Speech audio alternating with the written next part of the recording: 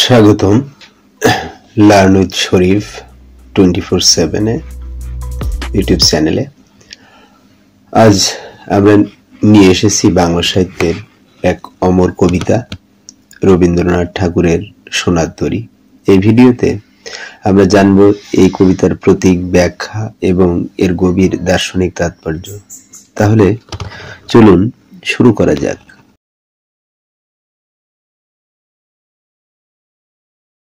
কবি পরিচিতি। রবীন্দ্রনাথ ঠাকুর বাংলা সাহিত্যের এক অবিসংবাদিত নাম। 1861 সালের 7 মে কলকাতার জোড়াসাঁকোতে জন্মগ্রহণ করেন তিনি। গীতাঞ্জলি কাব্যের জন্য 1913 সালে নোবেল পুরস্কার অর্জন করেন, যা বাংলা ভাষা এবং সাহিত্যকে গৌরবান্বিত করেছে বিশ্বমঞ্চে। কবিতা, গান, নাটক, গল্প, উপন্যাস যে কোনো শাখায় তার সৃজনশীলতার স্পর্শ পড়েছে। সোনার তরী কবিতাটি তার প্রতীকধর্মী রচনার এক অনন্য দৃষ্টান্ত। আলোচ্য কবিতার প্রেক্ষাপট এবং সারসংক্ষেপ তুলে ধরার চেষ্টা করছি।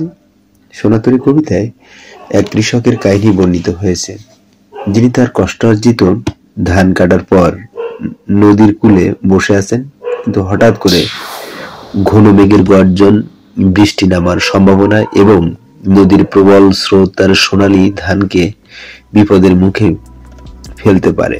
এর মধ্যে একটি নৌকা ভেসে আসে, সেই সোনার তরী। কৃষক চায় তার সোনার ধান সেই নৌকায় তুলে দিতে, কিন্তু শেষ পর্যন্ত কৃষক নিজেই নদীর তীরে পড়ে থাকেন। নৌকা চলে যায় কেবল তার ধান নিয়ে। এই প্রতীকী কাহিনীর মধ্য দিয়ে কবি মানুষের সৃষ্টিকর্মের অমরত্ব এবং স্রষ্টার ক্ষণ স্থায়িত্ব তুলে ধরেছেন।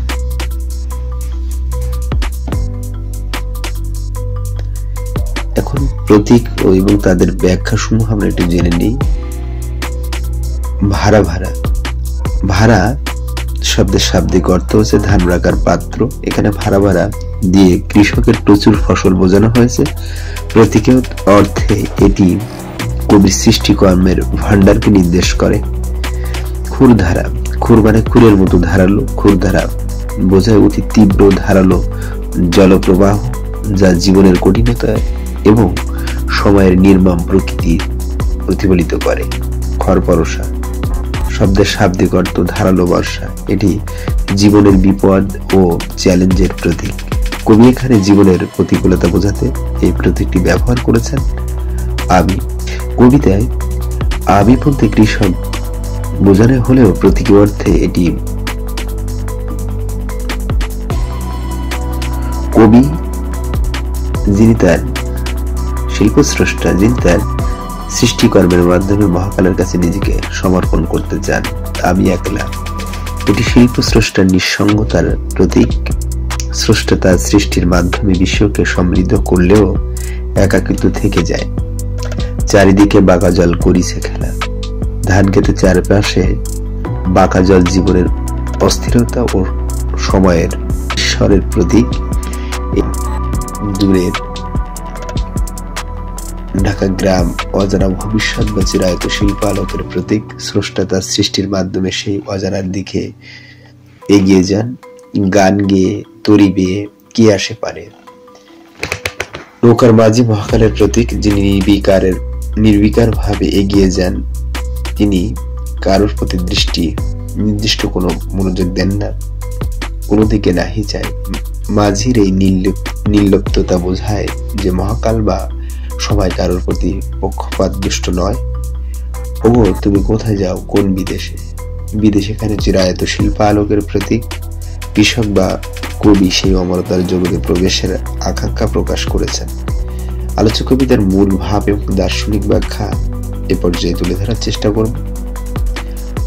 মূল ভাব, কবিতায় দেখানো হয়েছে আমাদের ব্যক্তি সত্তা ক্ষণস্থায়ী, কিন্তু আমাদের সৃষ্টিকর্ম চিরস্থায়ী। কৃষক তার ফসল মহাকালের তরীতে তুলে দিলেও নিজেকে সেই নৌকায় স্থান দিতে পারলেন না। সময়ের নির্মমতা, মাঝির উদাসীনতা এবং তরীর নিরাসক্ত ভঙ্গি দেখায় যে সময় কারোর জন্য অপেক্ষা করে না। এটি আমাদের কর্মকে গ্রহণ করে, কিন্তু আমাদের অস্তিত্বকে নয়।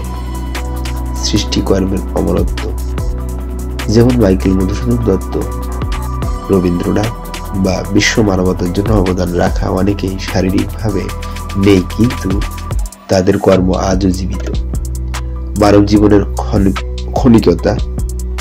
কবিতার শেষে দেখা যায় কৃষক শূন্য নদী তীরে পড়ে থাকে, যা মানুষের চূড়ান্ত নিঃসঙ্গতা এবং অস্তিত্বের ক্ষণিকতার প্রতীক। আলোচনার সারাংশে আমরা এভাবে বলতে পারি, সোনাতরী কবিতা আমাদের শিখিয়ে দেয় যে জীবনের প্রকৃত অর্থ লুকিয়ে আছে আমাদের কর্মে। আমাদের ব্যক্তিসত্তা একদিন সময়ের স্রোতে হারিয়ে যাবে, কিন্তু আমাদের সৃষ্টিকর্ম, আমাদের অবদান চিরকাল বেঁচে থাকবে।